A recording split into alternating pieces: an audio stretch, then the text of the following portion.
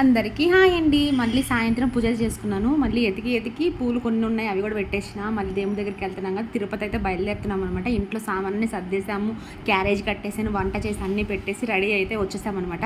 మనము గుడి దగ్గరికి వెళ్తున్నాం కదా, ఇంత దూరం వస్తున్నామని పుట్ట దగ్గరికి వెళ్ళి మంచిగా ముక్కొని ఇంకేం ట్రైన్ కాడికి అయితే వచ్చేసామన్నమాట. కరీంనగర్లోనే ఎక్కాలన్నమాట మన ట్రైను. రిజర్వేషన్ చేయించుకున్నాము. బెత్తలు వచ్చినాయి అనమాట. చూసారా, ఇక్కడైతే రైల్ స్టేషన్ సూపర్ ఉందని. నేను ఇదే ఫస్ట్ టైం అనమాట కరీంనగర్లో రైల్ స్టేషన్కి రావడం. తర్వాత వచ్చేసి ఇక్కడ చూసారా, మనకి ఒకటే సీట్లో ఇద్దరు ఉండాలన్నమాట. చివరికి వచ్చేటికి అలా అయిపోయిందనమాట. ఫుల్ మంది అండి, అసలు ఖాళీయే లేదనమాట. అట్లానే ఇద్దరం ఒకటే దాని మీద కూర్చున్నామనంటే ఇటు పక్క కూర్చున్న వాళ్ళు చాలా బాగా మంచిగా మాట్లాడారనమాట. నాకైతే లైఫ్ లాంగ్ ఉండిపోతుంది అనమాట.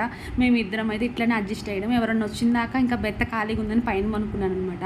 నిజంగా అసలు చాలా కష్టం అండి. రిజర్వేషన్ అయినా కూడా మన పైసలు అన్నీ తీసుకున్నా కానీ ఒకటే సీట్లో ఇద్దరు అడ్జస్ట్ అవ్వాలంటే మామూలు విషయం కాదు. నెక్స్ట్ వీడియోతో మేము